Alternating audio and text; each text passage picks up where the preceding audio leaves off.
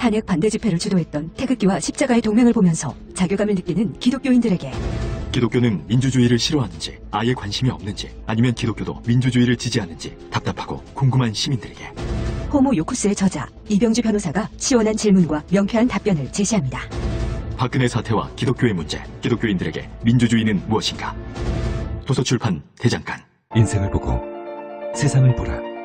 롯데카드 무브컬처 라이프 사진전. 역사에 각인된 기념비적인 순간. 거대한 존재에 맞선 인류의 도전. 어두운 시대를 밝혀낸 20세기의 영웅들. 삶과 역사가 만난 그곳 라이프. 생명이란 이름에 담긴 900만 장의 역사.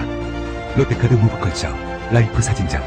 예술의 전당. 텍스토머 정품을 꼭 확인하세요. 우리 집 방충망 바꿨어요. 미세벌레 덤벼봐 먼지 모두 덤벼봐 촘촘해서 촘촘만 방충망은 촘촘만 예쁘고 통풍까지 좋아요. 방충망은 촘촘만 주식회사 텍스토머. 텍스토머 정품을 꼭 확인하세요. 우리 집 방충망 바꿨어요. 미세벌레 덤벼봐 먼지 모두 덤벼봐 촘촘해서 촘촘만 방충망은 촘촘만 예쁘고 통풍까지 좋아요. 방충망은 촘촘만 주식회사 텍스토머.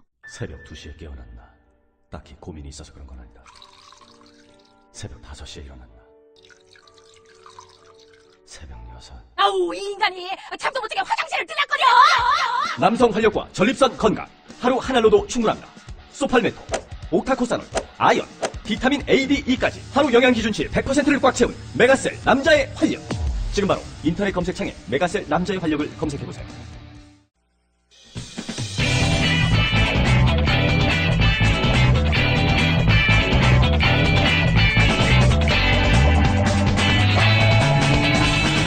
김어준의 뉴스공장.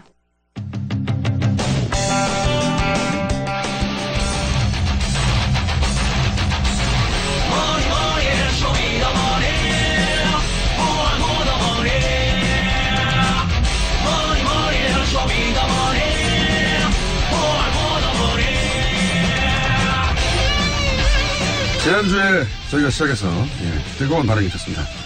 최순실과 은닉재산, 불법 축제재산 추적 프로젝트, 돈을 벌어다오, 쇼미더머니. 은닉재산 프로파일러라고 저희가 새로운 직업을 만들었습니다. 안한구 전 대구지방국세청장 나오셨습니다. 안녕하십니까? 네, 안녕하세요. 자, 지난 시간 방송하고 나서, 물론 지난 시간에는 이제 뭐 요약 정도, 앞으로 뭘 할 건지였는데, 주변에서 방송 들으신 분들이 뭐라고 하셨던가요? 뭐, 잠이 온다고 그러는데, 제가 할 수 있는 최대한 한 것입니다. 네, 그 부분은 저희가 아무리 생각해도 그 평생의 어떤 말투인데 그것이 바뀌지 않을 것 같아가지고 저희가 그냥 효과음을 준비했습니다. 네. 그래요? 원래 방송하신 분들 중에 강조할 부분에서 목소리가 올라간다든가 뭐 깜짝 놀란다든가 뭐 여러 가지 리액션으로 이제 그 표시를 하시는데 원장님은 그게 잘 안 된다고 싶어서 저희가 이 부분이 놀란 부분이다. 그러면 저희 제작진이 갑자기 천둥 소리를 내보내는다든가 효과음으로 네.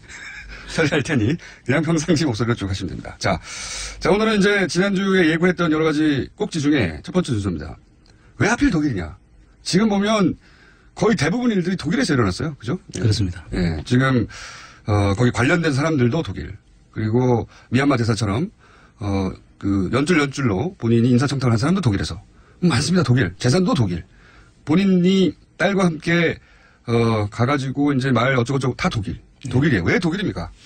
이거를 안민석 의원은 순실공화국이라고 표현하고 있죠. 소공화국 정도 되나요? 네. 네. 그래서 실제로 가보니까 네. 이 모든 그 환경이 최순실 씨가 움직일 수 있는 여건을 다 갖추고 있었어요. 상당히 오랫동안 거기에 머물렀고 그 인맥도 거기에서 다 형성이 돼가지고. 독일 간지가 벌써 20년도 넘었으니까요. 그렇습니다. 네. 이거 오래됐다. 첫 번째. 예. 인맥도 거기 있다. 그리고 독일의 시스템이 그렇게 하는데 유리한 점이 또 있습니까? 그렇습니다. 독일에 있는 그 유한회사 제도가 있는데요. 유한회사. 그게 게엠베하라고 해서 다른 그 일반적인 페이퍼 컴퍼니와는 좀 종류가 다른데 위장 회사 정도라고 해야 되겠죠.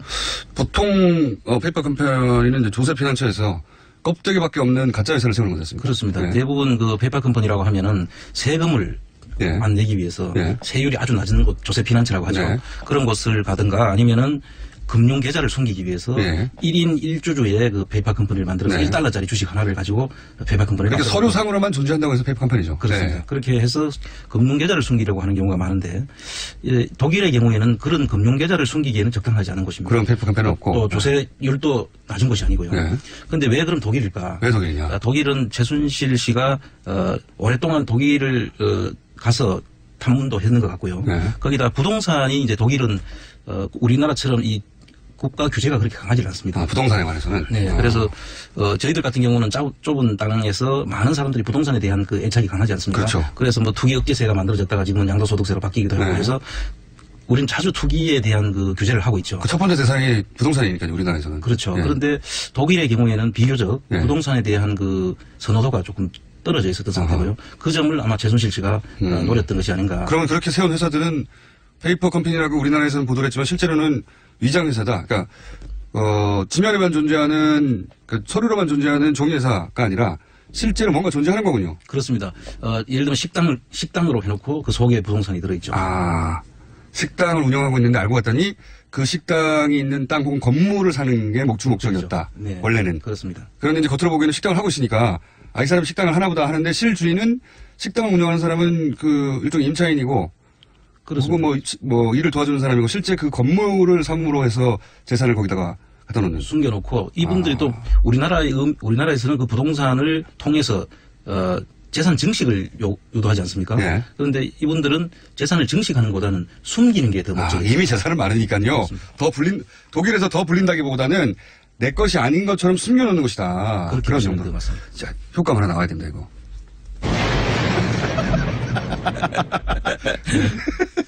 눌렀지 않습니까? 페이퍼 컴퍼니가 아니라 위장 컴퍼니다. 그렇게 말해. 위장 회사, 예, 그렇죠. 위장 회사라고 말하는 게 더 맞군요. 그러면은 이 독일에서 이런 회사를 세우는 게 아주 간단한가 보죠? 비교적 그 설립이 용이하고요. 네. 그 사람이 3사람이면 됩니다. 그 필요한 인원이 3사람이면 되고 자본금도 우리나라 돈으로 환산하면 한 3천만 원 정도 그 정도가 있으면 되고요. 그래서 설립도 쉽고 또는 그 청산도 간단합니다. 그리고 이 세금도 비교적 한 15% 정도 법인에 숨어 있을 경우에 유한회사 형태의 법인에 숨어 있을 경우에는 양도소득세에 해당되는 부분이 양도 차이 생겼을 때 한 15% 정도면 되는 아주 우리나라와 비교하면은 부동산을 숨기기에는 아주 용이한 그런 구조를 가지고 있습니다. 그러니까 이게 이제 재산 증식이 아니라 재산 묻어두기요. 그렇습니다. 마늘밭에 묻어둔 게 아니라 독일에 묻어뒀군요. 비교적 독일에 있으면 우리 국세청에서 파악도 되지 않고 어렵죠. 여러 가지 자기들 목적에 달성하기에 좋은 곳이라고 봐야죠. 독일에 간다고 해서 바로 파괴되는 게 아니지 않습니까? 그렇죠. 그렇습니다. 이 내용을 들여다보지 않으면 전혀 알 수가 없습니다. 그러나 안원구 총장님은 가서 들여다봤고 그중에 이것은 거의 틀림없이 부동산의 형태로 재산을 묻어두는 것이다라고 의심되는 소위 위장회사들을 찾으신 거죠. 그렇습니다. 여러 사람들을 만났고요. 현재 실제 부동산도 가서 저희들이 눈으로 확인도 하고 그분들한테 만나봤는데요. 좀 재미난 이야기는 이분들이 이 부동산을 만들어 놓고 거기 예를 들어 식당을 하면 그 식당을 하는 사람이 그 부동산이 그 회사에 소속이 돼 있는지를 모르는 겁니다. 자기가 그 회사 주인인데도 불구하고. 그럼 그분을 한번 만나서 그런 게 있었냐고. 그런데 이 건물의 실제 소유주가 누군지 아냐고. 모르죠. 모른다는 거죠. 완벽한 얘기네요. 네. 실제 그 건물을 써서 사업을 하는 사람들은 정작 그 건물 주인이 누군지 모른다. 자기는 그냥 음식점을 하면 음식점만 하는 것이 자기 일인 줄 알고 있는 것이죠. 그러니까 그 부동산 주인이 누군지에 대해서는 알 필요도 없고. 그러면 그렇게 음식점 말고 또 다른 수법도 있습니까? 혹은 그 과정을 어떻게 하는 거죠? 호텔도 있고요. 네. 그다음에 선물의 집 같은 선물 가게도 있고요. 뭐 다양한 방식으로 있습니다. 실제로 그 건물에서 상업행위나 또는 그 건물을 활용해서 뭔가 하고 있기 때문에 의심할 여지도 별로 없는 거죠. 그렇습니다. 아주 좋은 방법이네요, 수법이. 이게 본인 혼자서 생각을 했을 리 없고, 그죠? 그렇습니다. 이게 지금 말씀하신 그런 수법으로 예를 들면 거기서 장사하고 있는 분들의 신분은 어떻게 됩니까, 그러면? 자기가 누구의 건물이 있는지도 모른 채 장사하는 분들은? 이제 주로 독일 교포들이 있고요. 마이크를 좀 앞으로. 네, 교포들이 있고 또 유학생들 이런 분들이 그 안에 이제 교포 유학생들 필요한데요. 그 회사를 만들 때 3명이 필요하지 않습니까? 그러면 교포들과 그 유학생들은 또 그 워킹 비자라든지 머무를 수 있는 그 비자가 발급이 돼야 되는데 그 비자 발급을 받기 위해서 그 사람들하고 서로 목적이 일치하죠. 그렇죠. 그래서 어디가에서 일을 해야 비자가 나오니까. 그래서 여기 보면은 그 데이비드 윤이라고 들어보셨죠? 네, 여러 번 등장했던. 예, 그 데이비드 윤이라는 분이 최순실 씨의 이 회사를 만드는데 처음에는 아마 많이 조력을 했는 초기에는, 걸로 보이는데 이분의 경우에는 음식점을 하고 싶은 사람이 교포가 있다. 그러면 그분한테 회사를 만드는데 이런 자금이 어느 정도 필요하다. 그리고 예를 들면 최순실 씨가 자기 부동산을 숨기기 위해서 회사를 하나 설립해서 필요하다고 하면은 양쪽에 돈을 다 받습니다. 양쪽에 다 돈을 받는다. 그러고 난 뒤에 하나의 회사를 만들어가지고 그 회사 속에 숨기고 그분들은 음식점을 할 수 있게 해주죠. 네. 그러고 나중에 이제 이분들이 알게 된 거죠. 데이비드 윤이 그 중에 일부 돈을 이제 자기가 착복을 했다. 한쪽으로만부터 받은 게 양쪽 다 받아가지고. 본인은 본인 비즈니스를 한 거죠. 그렇죠. 네. 그래서 이 부분에 대해서 나중에 교포 사회에서 이 데이비드 윤이 상당히 안 좋은 뒷단을 받게 되는. 그리고 또 한 번은 최순실 씨한테도 걸렸다 그래요. 그래요? 그래서 그런 일도 있었답니다. 그러니까 그런데 이제 본인은 식당을 누군지는 모르겠지만 그 건물에서 식당을 할 권리를 얻었고 그 식당을 할 뿐이지 그것이 최순실 씨와 연결된 부동산이라는 건 전혀 모른 채 계속 5년, 10년 이렇게 오랫동안 하는 사람들이 많았겠네요. 그렇습니다. 근데 비교적 그런 사람들이 오래 가지는 않았던 것 같아요. 이 사람들이 하다가 자주 좀 이렇게 바꾸는 경우가 있는 것 같고요. 그럼 더더욱 모르겠군요. 예, 그래서 이제 아마 장기간 계속 갔으면 여기에 대해서 사람들이 의심도 하고 했을 수도 있는데. 그러니까 그럴 수도 있겠죠. 예, 자주 좀 이렇게 한 3년 정도 하고는 또 바뀌고 회사를 또. 그럼 전주인이 뭘 어떻게 했는지도 알 수도 없으니까. 알 수도 없죠. 본인은 여기서 장사를 잘해서 남기기만 하면 되니까. 네, 그렇습니다.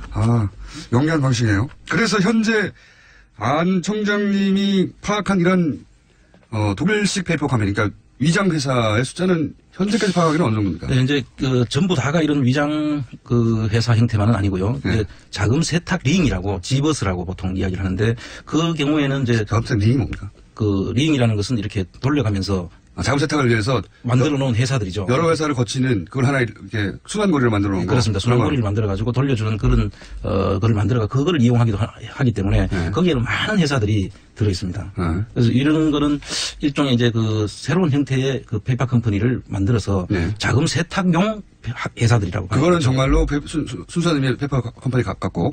지금 말씀하신 것은 이제 부동산을 묻어두기 위한 위장 회사고. 그런 회사들 숫자가 어떻게? 한 400여 개 저희들이 지금. 자, 효과음. 이 효과음을 꼭 효과음이라고 말해야지 나온다는 것은 저희 PD가 방송을 안 듣고 있다는 거거든요.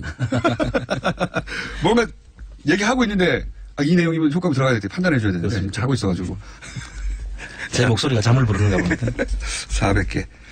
실제 현재까지 파악한 정도가 이 정도라는 거고. 그렇습니다. 사실 저희들은 아직 그 파악한 게 다는 아니라고 저희들이 보고 있고요. 당연히 다가 아니겠죠. 예, 지금 저희들이 할 수 있는 데까지만 저희들이 파악했는 것이고 앞으로 훨씬 더 많은 것이 나올 수도 있다 저희들이 그렇게 보고 있습니다. 다시 한번 중간에 지난주에 이어서 말씀드리지만 이 비용은 자비라고 계시죠? 그렇습니다. 비행기 탈 때도 자비로 하시고 하여튼 조사 비용이 다 그냥 돈 들어가는 자비입니까? 그렇습니다. 예. 아주 좋습니다. 효과음. 네. 자비. 이거 어떻게 해결해야 돼요, 진짜. 국가에서 해야 할 일을 안 하고 있기 때문에, 저희 방송을 통해서 어떻게 해결할 방법을, 청취자 여러분과 아이디어를 모아서 찾아보겠습니다. 자, 지금까지는 자비라고 계신데, 실제 그렇게 해서 지금 수상한 돈의 흐름을 찾아내신 케이스도 있습니까? 예, 지금, 저희들이 처음에 이 내용들을 보고 들어갔는데요. 들어갔을 때, 대룡정밀이라고 아마 오래전에 여러분들은 연세가 드신 분들은 좀 기억을 할 수도 있는데요. 대룡정밀이요? 예. 네. 그 회사가 이제 옛날 박정희 정권에서 정일건 씨의 첫 번째 사위, 얘가 82년도에 설립한 회사인데. 정일건 씨는 누구죠? 옛날 박정희 정권 때 국무총리를 하신 분이죠. 그렇군요. 근데 그분의 사이가 만든 회사로 보이는데 그 회사에 스위스 은행, 그러니까 크레딧 스위스 은행인데요. 이 크레딧 스위스 은행을 통해서 94년도에 스위스 프랑과 달러 형태로 한 500억 가까운 우리나라 돈으로 환산했을 때 500억이요? 가까운 돈이 94년도에 500억은 엄청난 돈이죠. 지금 돈 환산하면 얼마일까요? 그러니까 지금 환산하면 환산을 안 해봤는데 엄청난 돈이겠죠. 엄청난 돈. 전문가로서 국세청장으로서 그걸 한 몇천억 됩니다라고 이렇게 해주셔야지. 엄청난 돈. 500억도 엄청난 돈이 되겠네. 그래서 이 돈이 들어와서 또 인도네시아, 필리핀 이런 곳으로 한 또 750억 정도가 또 들어왔던 돈이 다시 투자가 되는 경우가. 스위스에서 뜬금없이 500억이 들어온 다음에 그게 인도네시아로 700억으로 나갔다? 그렇습니다. 당시 음마 아파트 백지 가격이라는데요? 500억이? 그래요? 네. 그 정도 되겠죠. 아닌가? 더 될 수도 있겠죠. 그때. 왜냐면 백채면은. 79년도, 그러니까 6억이 음아파트 그 당시에 300채 정도. 6억이 300채. 그 76년도, 79년도에. 네. 그 정도. 그 이후 14년 후니까. 뭐, 계산이 잘 안 됩니다. 어떻게 계산을 해야 될지 모르겠네요. 자, 그 부분은 저희가 따로 계산을 해보겠고요. 당시 물가와 비교해가지고. 저희 제작진 이런 걸 꼭 해줘야 되는데 지금 자고 있거든요. 자, 하여튼 엄청난 돈이 최소한, 뭐 2, 3천억 원은 되겠네요. 아무리 못 잡아도. 그럴 수 있죠. 예. 몇 천억 원이 갑자기 스위스에서 띡 들어왔다가 다시 거기 더해서 또 몇 천억이 띡 나왔어요. 그렇습니다. 그런 일이 있는데. 이 전환사채라는 것이 원래 그 검은 비자금, 네. 비자금들을 양성화 제도권으로 들어오기 위해서 쓰는 수법이거든요. 네. 근데 이 해외 전환사채인데 네. 저희들이 주목하는 거는 해외에서 네. 국내로 이 돈이 그 당시만 해도 큰 회사가 아니지 않습니까? 자원회사에서 몇 천억이. 몇 천억, 지금으로 따지면 몇 천억이나 되는 돈을 사채를 발행했다가 나중에 주식으로 바꿀 수 있는 그 네네. 전환사채인데 거기에다 그 발행을 했다는 것은 저희들이 납득하기 어려운 부분이 그러니까 있죠. 그렇다는 얘기는 스위스의 그 정도 계좌를 가지고 있던 어떤 사람이 이 회사가 너무 훌륭한 회사여서 그렇습니다. 나중에 이제 주식으로 전환할 수 있다고 하고 나서 돈을 몇 천억을 쏴버린 거 아닙니까? 그렇습니다. 엄청난 가치가 있는 회사죠. 그렇죠. 예, 지금 따져보면. 그런데 그런 돈이 들어왔다가 또 나가요, 밖으로. 그렇습니다. 그래서, 야, 이거 이상하다라고 보신 거죠. 그렇습니다. 굉장히 이상하다. 그런 사례가 또 하나 있고요. 예. 그 다음에 그 네덜란드에서 최근입니다. 그는 2013, 14, 15년도에 그 최순실 일가의 그 오대사 예. 거기로 돈이 이제 2천억이 들었죠. 아, 이건 최근이죠. 예. 예. 그래서 이 3년인가 4년 전. 예. 그렇습니다. 이게 네덜란드에서 돈이 들어오는데 그 페이퍼 컴퍼니 퍼펙트 인베스트먼트라는 그 페이퍼 예. 컴퍼니에서 돈이 들어오고 그 퍼펙트 인베스트먼트라는 것은 네덜란드가 이제 우리가 이야기하는 조세 피난처 예. 나라이기도 하고요. 그 현장을 가서 봤을 때 오두막집에서 예. 이 돈이 들어왔다는 거 아닙니까? 그 오두막집에서 2천억이 들어왔다는 거죠, 지금. 그렇죠. 오두막집 지하를 파봤더니 막 금덩어리가 막 있고 그런 말일까요? 그 어쨌든. 오두막집을 봤는데요. 예. 그 가보면은 회사들이 수도 없는 많은 회사들이 있고요. 예. 그 관리하는 사람이 하나 있는데 그분들은 이 회사가 무슨 회사인지도 몰라요.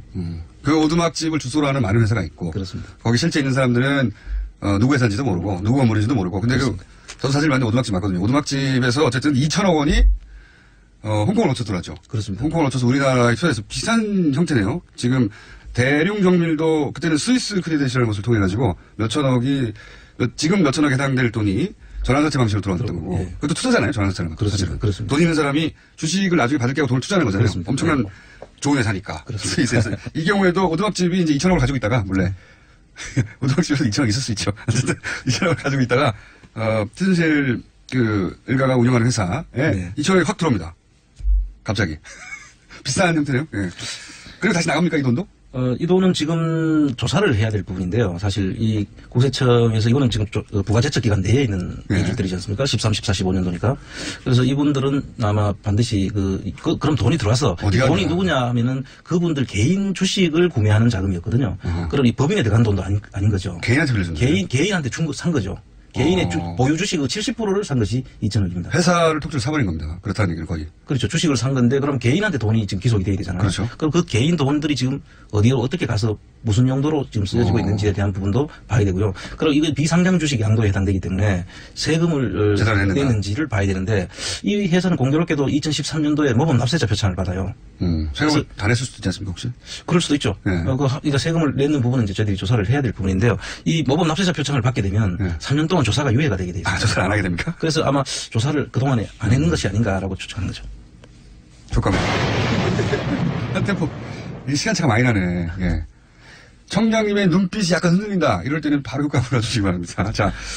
그리고 또, 이제 사례가 제가 기억나는 게 지난주에 바로 했기 때문에 이집트에 이제 10억이면 될 회사인데 700억을 투자한 회사가 있다. 예, 요거는 좀 다른 케이스인데요. 이게 해외에서 제3국을 통해서 자금을 세탁하는 이런 형태에 해당되는 부분인데요. 방식이 좀 다른 거네요. 예, 네. 이탈리아의 베르타존이라는 회사가 있는데 그 회사에서 그 본사가 이탈리아에 있고 독일에다가 최순실 씨가 주로 이용하는 이 페이퍼 컴퍼니 이 위장 회사들을 만드는 전문 회사가 또 있습니다. 네. 포비스라는 회사인데요. 그 회사에서 이 독일에다가 개연배합을 만들어주고 거기서 돈이 이집트로 한 700억 정도가 투자가 된다고 했고요.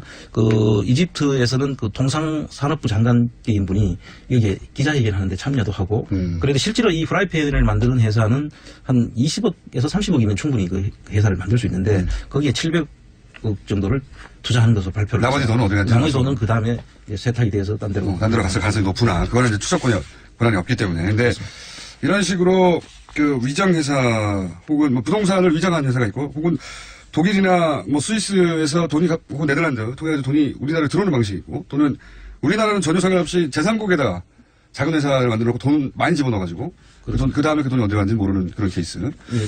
그 자금을 세탁하는 방식이 페이퍼 컴퍼니를 만드는 방법도 있고 제3국을 통해서 자금을 은행에서 숨기는 방법도 이 정도면 이거는 최순실 씨가 혼자 할 수 없는 전문가들이 있습니다. 전부 다 여기에는 변호사도 붙어 있고요. 회계사 그리고 이 전문적으로 이 회사 설립을 해주는 회사들이 있고. 근데 이제 그 정도를 넘어서서 그 전문적인 회사하고 이런 이야기를 논의하는 데에도 조력자가 필요하잖아요. 그렇습니다. 그 조력자가 있어야 최순실 씨가 막 전문적인 회사에 찾아가가지고 이런 얘기를 했을 것 같지 않거든요. 조력자가 있을 것 같은데. 그렇습니다. 저희들이 독일 가서 맨 처음에 하긴 한 것이 이 조력자를 찾는 것이었어요. 네.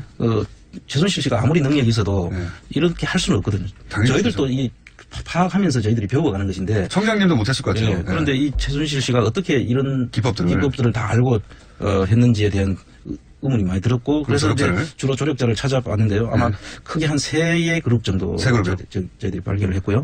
그분들은 저희들이 만나서 대화를 하자고 했더니 대부분 다 피하는. 이 조력자 그룹은 네. 교민 그룹은 적극적으로 도와주려고 하는데 그 중에서 이분들은 조력자 그룹이라고 생각되는 분들은 안 만나더라. 조력자가 있고요. 그 조력자의 밑에서 또 도움을 주는 또 그분들의 또 조력자가 있죠. 있겠죠. 그 사람들은 독일 교민들도 있습니다. 있는데 대부분의 독일 교민들은 그 조력자의 그룹에 안 들어가 있죠. 그래서 그 아주 특수한 몇 분들이 들어가 있는데 그분들은 서로 알기는 아는 사람들이었어요. 그 독일 교포들 사이에는. 그러나 이분들에 대해서 이야기를 해보면 자기들은 그 사람 좀 이상하다. 처음에는 이상하다라고만 생각하고 있었지. 나중에 우리가 이야기를 쭉 하면 그랬구나. 그래서 그런 일을 했구나. 뭐 이렇게 이해를 앞뒤가 맞춰주는. 예, 그 세 그룹이 어떤 그룹입니까? 이제 저희들이 주로 최순실 씨가 처음에 독일 가서 장시호 씨 말부터 말 소개하는 것부터. 장시호 씨가 승마 선수였을 때. 승마 선수였을 때. 그리고 또 정유라가 또 승마를 하게 되잖아요. 근데 독일에 가면은 상당히 독일에서 유명하게 알려진 분이 있어요. 삼성 출신, 삼성 유럽 본부장 출신인데 양혜경 씨라는 분인데 이분이 이제 한독 경제인회를 만드시는 분입니다. 그리고 심지어는 돈독회라고 독일의 서로 아마 우위를 돈독히 한다는 그런 의미에서 돈독회를 만들었는 것 같은데요. 그 돈독회에 끼지 못하면 주류가 되지 못하는 독일에서 아마 그 경제인들하고 오는 각 기관에서 나오는 분들 독일의 그 그룹에 끼지 못하면은 사이드로 돌게 되는 아마 그런 회도 만들고 했던 분인 것으로 알고 있고요. 그리고 이분의 경우에는 이제 삼성의 이건희 회장과 이학수 씨와 당시 비서실장이었던 분과 그다음에 그 밑에 라인으로 지금 보입니다. 이 양혜경 씨가. 그런데 그때 이분의 주로 일들은 아마 이건희 씨의 자동차 같은 것들이 자동차 수입하고 그럴 때 취미로. 그것을 이제 만들어주고. 또. 근데 그렇게 해서 만들어진 단체가 한독경제라고. 그 경제회를 주목해야 된다. 그렇습니다. 그래서 대부분 한독경제인회 출신들이 국가기관이나 예를 들면 대사 같은 것, 그 다음에 유재경 씨도 한독경제인회 출신이죠. 그 다음 공기업의 사장들. 또 자기들 기업의 중요 기업의 자리를 또 만들어서 여러 사람들이 거기에 관련돼 있습니다. 한독경제인회가 한 축이고요. 그리고 나머지 두 축은 제가 보기엔 오늘 시간 안에 커버가 안 될 것 같아요. 그렇습니까? 네. 궁금한 거로 남겨놓고요. 세 축이 있는데, 그 중에 한 축이, 삼성인맥을 위시한 한독경제회라고 하는 조직이 있고, 이것이, 독일에 거주하는, 경제인들의 주류 커뮤니티 같은 역할을 했는데, 그 경제회 전체는 아니겠지만 그 출신들 일부가 역할을 했다. 일부가 대부분 많은 사람들이 아마 정부 기관에도 들어가고 공기업의 장으로도 가시고. 그렇긴 하지만 그중에서 최순실 씨하고 연결된 분들은 또 전부 다는 아니에요. 그렇죠. 여러분들이 잘 아시는 이상화씨 하나은행 KBS 하나은행 지금 문제가 되고 있는. 그 사람도 한독경제인회 조 멤버입니다. 한독경제라는 것이 있다. 자, 오늘은 여기까지 진도가 나왔습니다. 다음 주에는 더 깊이 저희가 더 재밌게 진도가 나갈 예정입니다. 그리고 자비로 하고 있다. 조만간 어떻게 해결할까지 좀 고민을 해보죠. 지금까지 안원구 전 대구지방국세청장이었습니다. 감사합니다. 네, 감사합니다. 또 떨어졌어. 너 또 입사 시험 봤어? 아니, 차량용 핸드폰 거치대 말이야. 여러 개 사봤는데 실패의 연속이야. 떨어지고 시야 가리고 운전석에서도 멀고 뭐 좋은 거 없을까? 싼 것만 찾으니까 그렇지. 제대로 된 거 하나 사서 편리하게 쓰는 게 더 낫지. 그런 게 있어? 그럼 있지. 1, 2, 3 할 때 2. 힘 세다 할 때 힘. 투 힘. 투 힘? 2배로 힘이 세다는 건가? 네이버 검색창에 투 힘을 검색해보세요. 100년 이상 살 수 있는 장수 어종, 캐비아를 낳는 어종으로 더욱 유명한 철갑상어. 이 철갑상어를 진액으로 만들었다는데 그 이름하여 사랑어. 오메가3, 필수 아미노산, 각종 미네랄, 컨드로이친 등 100년 장수 철갑상어를 진액으로 한 컵에. 좋다, 좋아. 철갑상어 진액 사랑로. 새 민어가 콸콸콸. 검색창에 사랑로. 오빠, 우리 어디 가는 거야? 정수 가지. 와, 우리 말 타러 가는 거야? 그렇게 좋아? 고민하지 말고 장수로 오세요. 온 가족이 즐기는 승마 체험과 국내 최대 규모의 말 역사 체험관 등 장수에는 정말 볼 것, 누릴 것들이 넘쳐난답니다. 말의 심장 소리를 직접 느껴보는 장수에서의 하룬 여행. 장수는 항상 가까이 있습니다. 주말 여행은 장수로. 승마 체험 예약은 063-350-5486.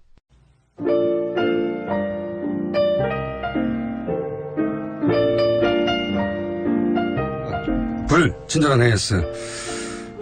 담당 PD 뭐하냐.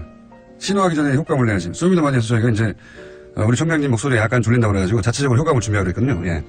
근데 여러 가지 효과물 준비를 했더니 준비를 안 한 거예요. 그래서 방송하기 직전에 급하게 번개를 찾아낸 거거든요. 번개 외에도 많지 않습니까? 효과음. 뭐 파도 소리도 있고 막 부가가강 이런 것도 있는데 효과음도 부족했고 그거를 또 총장님이 얘기를 듣다가 이쯤에 집어넣어야 돼. 이렇게 재밌는데 효과음을 넣어라. 막아뜨고 구공. 자, 그래서 실제로 문자가 많이 왔습니다. 제작진의 군기가 빠졌다. 시간차 공격이냐. 방송사고냐. 예. 분발을 촉구하고요. 이 방송 듣다가 돈은 어떻게 하는 겁니까? 문자도 많이 왔는데 고민해 보겠습니다. 저희가. 교환학생으로 독일 가는 우리 학생이 방송을 듣다가 자신은 독일에 가서 천주실 은닉 재산을 찾겠다고. 그러면서 그걸 찾아서 신고하면 쇼미더머니에서 보상금을 주는지 궁금해하고 있습니다. 네. 보상금은커녕 자비도 자비를 하고 있다고 꼭 전해 주십시오. 자, 교회에 또 누가 멀리 쓰나 계속 옵니다. 네. 이 동네는 고기들이 다 풀에 방목되어서 자라서 맛이 끝내줍니다. 휴스턴. 네. 기억해두겠습니다. 휴스턴 고기. 여기까지 하겠습니다.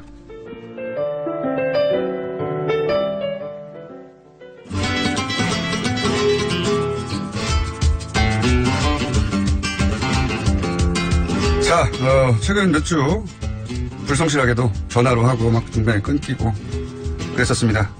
황교익 선생님 나오셨습니다. 예, 안녕하세요. 요즘 네. 워낙 잘 나가시다 보니까 저희 방송을 뭐랄까요? 잘 안 나가실 때 구출해준 저희 방송을 외면하고 KBS에서 잘렸을 때 구출해준 외면하고 이제 여기저기 마구 나가서 마구 그렇지는, 있기를. 그렇지는 않습니다. 그게 제가 뭐 이 뉴스의 공장은 항상 제가 마음의 고향으로 여기고 그리고 딴 데 나가잖아요. 자, 오늘은 예. 시간 나오셨습니다. 오늘 주제 뭡니까? 민어철이 돌아왔어요. 그러고 보니까 예. 지난주에 유시민 씨가 예. 방송인지 모르고 종소하다가 예. 그러셨는데 그 이후 대화가 혹시 있었습니까? 아니요, 뭐 딴 이야기 했었어요. 그 방송은 막 온갖 이야기들이 막 다 섞이는 거니까. 이게 제목이 뭐였죠? 알쓸신잡. 예. 예. 발음하기가 되게 어려워요. 힘들어요. 예. 알에서 그냥 끝나고 가는 예. 건데. 예. 재밌는 방송이라고 하길래 안 봤습니다. 보세요. 너무 재밌습니다. 저도 그런 거 좋아하거든요. 얕고 넓은 짓이. 아는 체 하는 거. 그렇죠. 그렇죠. 아는 체 하는 거. 그 남자들끼리 어디 음식 먹거나 술 한잔 먹고 막 이러면 모여있으면 되게 아는 척 하는 아는 척으로 시작해가지고 여자에게로 끝나죠. 네. 그래서 10대든 70대든 똑같습니다. 이 음식 중에서도 또 아는 척 하는 것들이 있어야 또 폼이 나거든요. 지금 딱 아는 척 할 수 있는 그 포인트 음식이 이 민어입니다. 민어. 뭐 좀 음식 좀 안다. 내가 입맛 좀 그래도 한다. 하는 사람들은 다 이럴 때쯤 되면 괜히 전화를 해요. 저는 민어가 맛있는지 몰랐는데 네. 한 음식점에서 민어탕을 먹었는데 세상에서 그렇게 맛있는 탕을 처음 먹었어요. 저는. 아, 그래요? 정말 맛있었습니다. 식당 없어졌는데. 정말 맛있었는데. 민어탕은 웬만하면 그냥 다 맛있어요. 아니 뭐 그렇긴 한데 어떻게 이런 맛을 너무 달다. 그런 맛이었거든요. 그래서 민어탕에 대한 기억이 아주 좋습니다. MSG를 듬뿍 넣으셨네. 효과음. 앞에 있어야 효과음을 지금. 잘못했군요. 예. 그 민어를 이제 앞에 두고 이제 보통 이제 썰을 풀기 시작하는 게 이게 민자가 말이야. 백성민자가 붙어서. 아, 그래요? 그래서 옛날에 뭐 백성의 생선 뭐 이런 이야기부터 또 이렇게 썰을 푸시는 분들이 계세요. 네. 근데 그 백성민자가 붙은 게 그냥 진짜 백성들을 위한 뭐 고기 뭐 이런 뜻은 아니고요. 그냥. 그게 제일 위험해요. 아는 척에서. 어설프게 알아가지고 조금 더 아는 사람한테 바로 반박당하는 거. 맞습니다. 뭐 그런 거 아니야. 뭐 이러면서 이제 나올 사람의 말은 이제 이런 거죠. 민어라는 말도 존재했지만은 그리고 그 백성민자로만 쓰인 게 아니라 다른 민자로 그냥 그 참조기 민자라고 하는 그 민자로도 쓰이는 게 흔했고요. 그리고 면어라는 말이 오히려 더 많이 쓰였어요. 예전에는? 예, 면. 그러니까 민, 뭐 이런 말들로 이렇게 쓰이다가 그걸, 민자로, 백성민자로 하나로 이렇게 통일돼 나가면서 아마 이런 말이 붙은 것 같은데. 실제로는 왜 백성민으로 통일된 겁니까?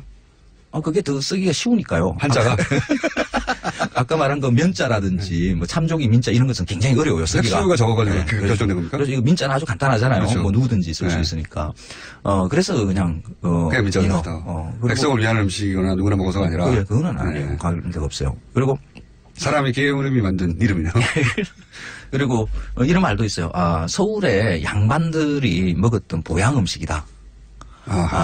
그러니까 보통 그 평민들, 싼 것들은. 흔한 고기가 아니었어요, 생선이? 조금, 그 서울 같으면 민어를 확보하기가 조금 힘들죠. 인천에서, 그러니까 제물포에서 뭐 마포나루까지 와서 다시 성안으로 넣기까지 보통 뭐 한낮을, 하루는 잡아야 되거든요. 그때는 냉동차가 없었으니까. 그렇죠. 그래서, 민어를 이렇게 확보하는 게 그렇게 어려울 수도 있습니다. 그런데 이제 뭐 이런 말이 있는 게 조금 그래요. 그냥 싼 것들은 그냥 개고기나 먹고 복날에 양반들이나 돼야 이렇게 민어를 먹는다. 그런 말이 예전부터 그렇죠. 있었다. 그 서울 양반들의 이런 보양식. 근데 서울 양반들은 별로 못 먹었을 거예요. 유가 아까 말한 신선한 상태로 물류 사정도 있지만은 서울 양반들이 못 살았거든요. 그래서 못 살았어요. 조선에서 잘 살은 사람과 못 산 사람들 이걸 굳이 이렇게 나누자 그러면 그 중민계급들 양반이 아니라 그렇죠. 장사하던 사람들이나 그렇죠. 뭐 번역 통역하던 사람들 이런 사람들 잘 살았고요.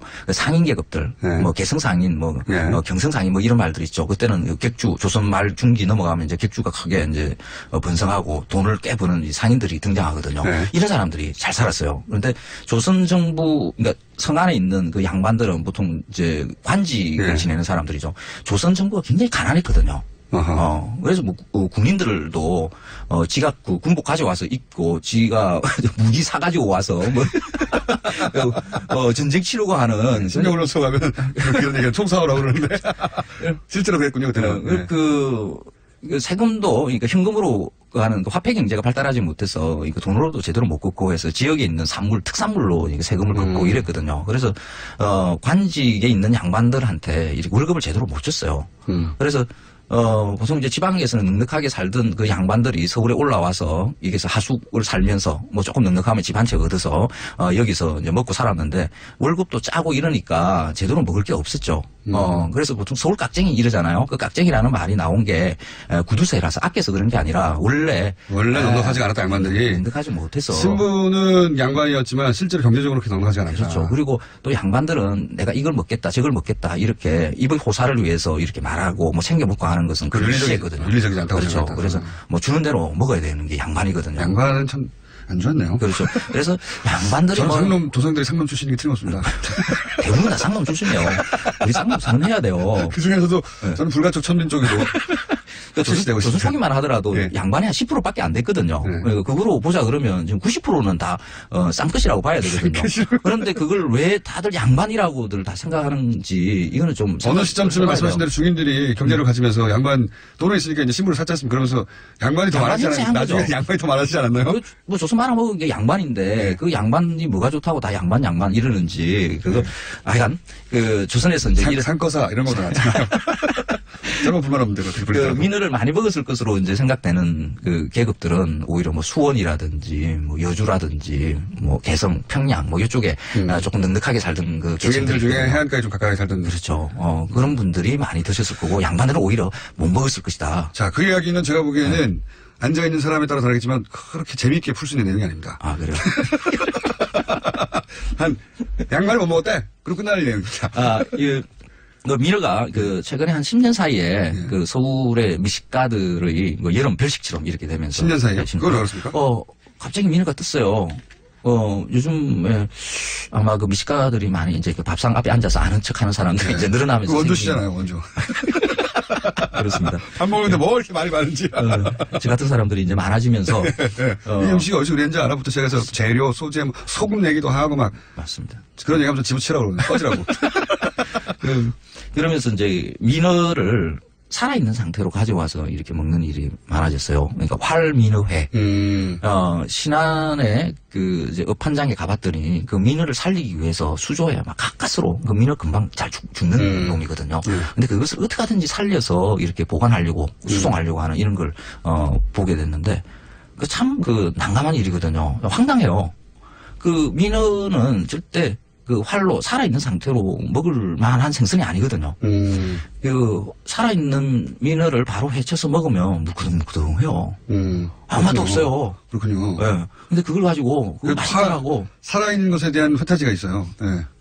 잘 숙성시킨 우리나라 생선의, 사람들은 예. 다 뭐 화로회가 맛있다라는 일본은 좀 생각이 숙성을 있죠. 어떻게 하냐 기술인데 우리는 그렇죠. 살리는 걸 기술로 해가지고 가격을 높이고. 때때로 아주 어쩌다가 그 화로회가 맛있을 경우가 있어요. 뭐 배 위에서 바로 낚아서 뭐 먹는다든지 하는. 근데 대부분 그런 게 아니잖아요. 뭐 수조 안에 갇혀서 그건 좀 오랫동안. 아는 하루 찾으면 민어는 그렇게 먹는 게 아니에요. 그렇죠. 예. 민어는 바보야. 특히 그렇습니다.